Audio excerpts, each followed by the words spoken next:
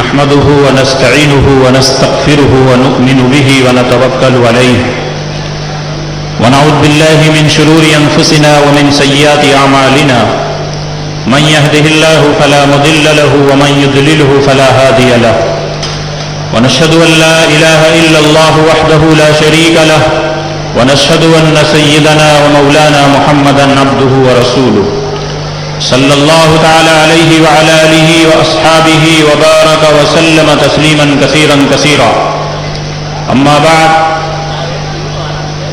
معزز حضرات سامعین کرام،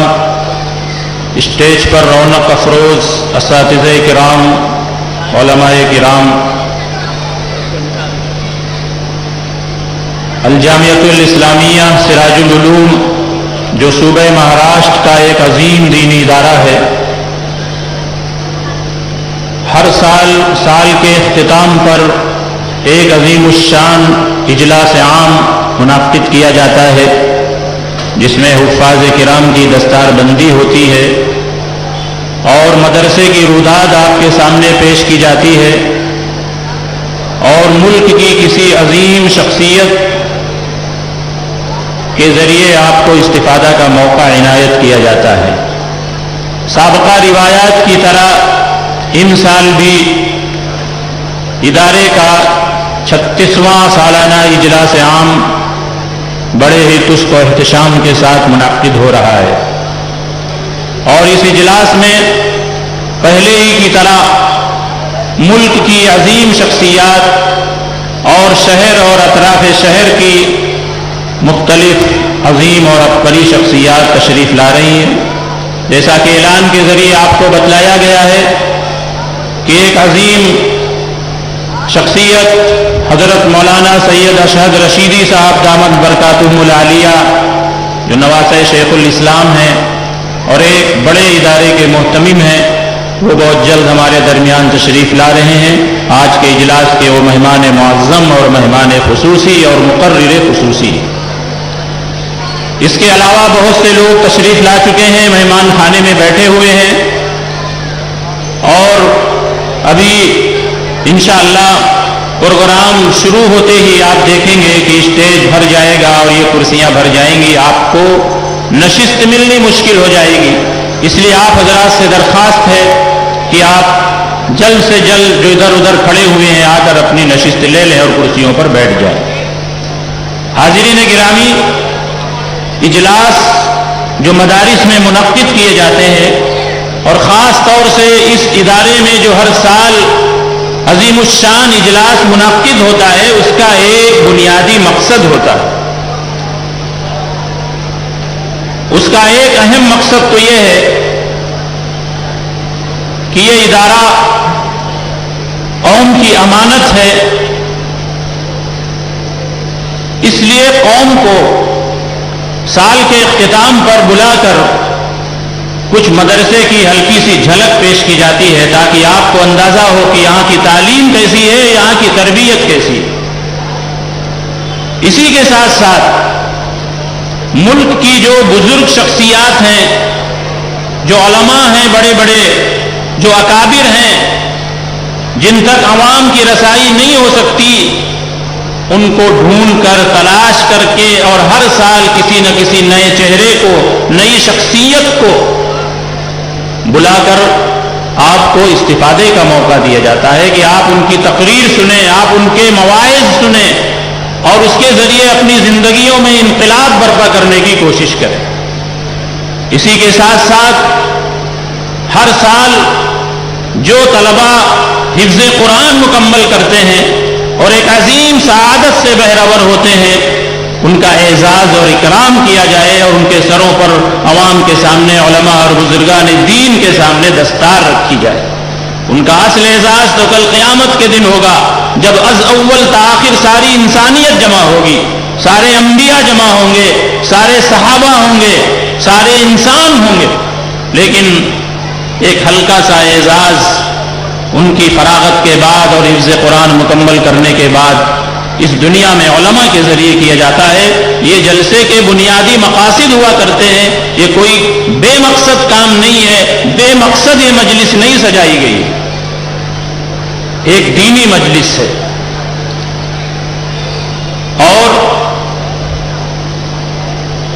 جب کوئی دینی مجلس منعقد ہوتی ہے تو ہمارے اکابر اور اسلاف کا دستور رہا ہے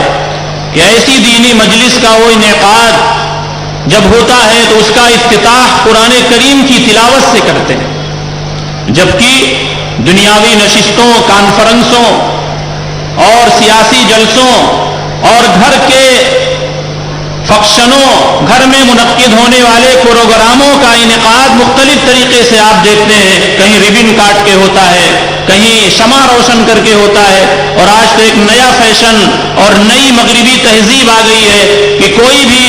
پروگرام منعقد ہو، شادی بیاہ کا ہو، خوشی کا موقع ہو، کیک کاٹ کر اس کا آغاز کیا جاتا ہے اور تالیاں بجائی جاتی ہیں، خوشیاں منائی جاتی ہیں۔ یہ مغربی تہذیب ہے، غیر اسلامی تہذیب ہے۔ خاص طور سے ہماری ماؤں بہنوں کو اس پر غور کرنا چاہیے۔ کیک کاٹنا، کیک بنانا، کیک کھانا گناہ نہیں ہے، لیکن مغربی تہذیب کی نقل میں ایسے خوشی کے موقع پر کیک کاٹ کر خوشی کا اظہار کرنا یہ غیر اسلامی طریقہ ہے۔ اکابر کا یہ دستور رہا ہے، ہمارے اسلاف کا یہ طریقہ رہا ہے کہ کوئی بھی مجلس ہو دینی اور خاص طور سے کوئی بھی پروگرام ہو، اس کا انعقاد قرآن کریم کی تلاوت سے ہوتا ہے۔ تو آئیے آج بھی ہم آج کے اس دینی اجلاس کا افتتاح اس قرآن کریم کی تلاوت سے کریں جو کتاب اللہ ہونے کے ساتھ ساتھ کلام اللہ بھی ہے۔ دیگر جو کتابیں آئیں، تورات آئی، انجیل آئی، زبور آئی، وہ سب اللہ کی کتابیں ضرور تھیں،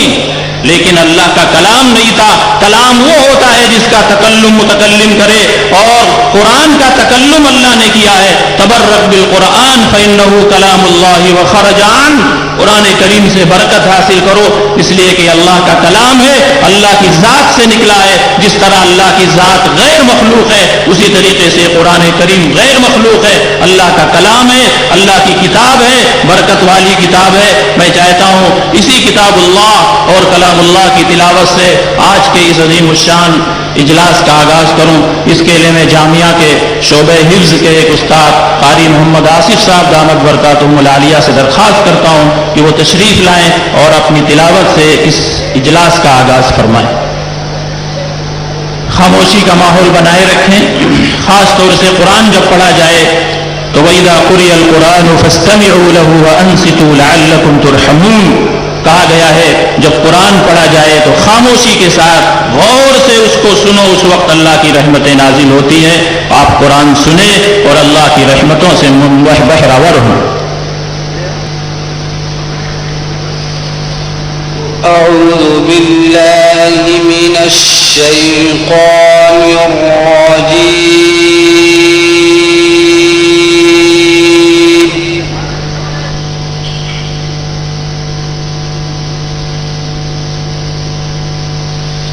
بسم الله الرحمن الرحيم